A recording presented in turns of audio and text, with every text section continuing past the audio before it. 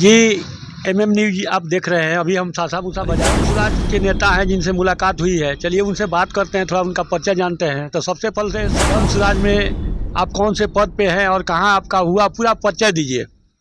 मेरा नाम कृष्ण प्रसाद हुआ। मैं गोपालगंज जिला का निवासी हूं और विधानसभा के प्रभारी बनाया गया है माननीय प्रशांत कुमार के द्वारा। और अभी हम लोग प्रचार प्रसार कर रहे हैं पार्टी का। यह एक अच्छा कैंडिडेट हम लोग चुनने की तैयारी में हैं कि कौन ऐसा ईमानदार आदमी मिले जो जिनका छवि अच्छा हो, जिनका चरित्र अच्छा हो, किसी प्रकार का माफिया नहीं हो, गुंडा नहीं हो, शिक्षित हो और उनकी समाज में अच्छा चर्चाएं होता हो, वह किसी प्रकार का धोखाबाज नहीं हो। ये सब लेकर के हम लोग अभियान चला रहे हैं पूरा जिला में कि कौन सा प्रत्याशी है। और हमारे जो पार्टी का सिद्धांत है उसको हम लोग रख रहे हैं कि इसमें अन्य पार्टियों के अपेक्षा मेरा सिद्धांत क्या होना चाहिए, अन्य पार्टियों का सिद्धांत क्या है। जैसे कि मान लीजिए कि बहुत से यहाँ जो भी पार्टी के विनिंग कैंडिडेट हैं वे लोग किसी न किसी माफिया सरगना से जुड़े हुए हैं और लंबा समय से यहाँ पर जनता को कोई विधायक से और जनप्रतिनिधि से कोई फ़ायदा नहीं हुआ है। लोग जनप्रतिनिधि और विधायक के चुनने का ही हाल जानते हैं, लेकिन यह नहीं जानते हैं कि उससे हमको विधायक का वर्क क्या होता है, विधायक क्या करेगा। यह जनता में यह चिंतन नहीं है या ना जनता जानती है। जनता यही जानती है कि विधायक जी हैं, लेकिन वह विधायक जी का कर्तव्य क्या है, भूमिका क्या है, वो क्या करते हैं, क्या वह केवल मंथली उठाने के लिए हैं और दो चार लफुओं को लेकर घूमने के लिए हैं। जी कृष्णा जी, मैं आपसे दो शब्द रखना चाहूँगा। अभी जौन सूराज को आए हुए 2 साल हुआ, 2 अक्टूबर को पार्टी बनी। कई विगत वर्षों से 33-34 साल से कहिए कि ये राजद, जदयू, भाजपा, यही पार्टियां जो है सो पूरे बिहार में कहिए छाई हुई है और अन्य देश में भी मान लीजिए कि पार्टियां हैं। और भाजपा को तो कहना ही नहीं, भाजपा तो अभी मान लीजिए केंद्र में सरकार है। आप ये बताइए हमको कि कौन सी ऐसी नई बात जो है सो जौन सूराज में जनता को दिखेगी और बदलाव की उम्मीद लगेगी। अभी 4 सीटों पे जौन सूराज ने लड़ा, आपको मालूम होगा। ये 4 सीटों पे जो रिजल्ट आया उससे थोड़ा निगेटिव लोग विचार कर रहे थे, लेकिन वोट का जो परसेंटेज था वो अच्छा था। इस पर आप क्या कहेंगे? अभी कैसे कौन सा ऐसा नया चीज़ जनता के लिए लेकर के जौन सूराज में प्रशांत किशोर जी आए हैं जिसके लिए लोग एकदम आपाधापी मचाए हुए हैं, जबकि जो कब्जा जमा के नीतीश कुमार बैठे हुए हैं, लालू जी भी बैठे हुए हैं, भाजपा भी है। ये तीनों पार्टियां देख रहे हैं कई वर्षों से। जिसको लालू जी से डर लगता है वो नीतीश को वोट देते हैं, जिनको नीतीश अच्छा नहीं लगते हैं वो लालू को वोट देते हैं, भाजपा और जदयू और ये राजद। इसके सिवाय अन्य विकल्पों के बारे में बताइए। आपका ये जौन सूराज क्या करेगा, नया कौन सा एजेंडा होगा जिसे जनता जो है सो प्रशांत किशोर की तरफ और जौन सूराज की तरफ झुकेगी? प्रशांत किशोर यानी जन सूराज ने जो योजना ले आई हैं, जो एजेंडा ले आई हैं, यह एजेंडा सर्वोपरि है।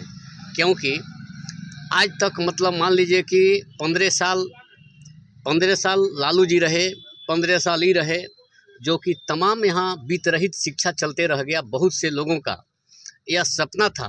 जैसे कॉलेज में बहुत लोगों ने 18 बरस के उम्र में ज्वाइनिंग किया और 60 बरस के उम्र में रिटायर कर गया और पढ़ाते पढ़ाते आज तक उनका ना कोई वेतन मिला ना कोई मतलब पेंशन मिला।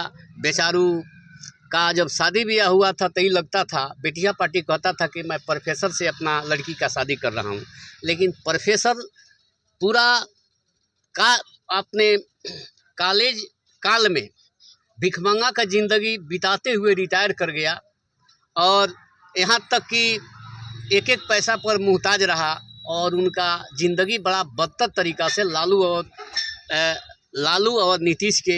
मैं आपसे जौन सूराज के बारे में बात कर रहा हूँ। जौन सूराज के एजेंडे पे बात कीजिए कि जौन सूराज का कौन सा ऐसा नया एजेंडा है जो लेकर के आप लोगों के बीच में जाएंगे।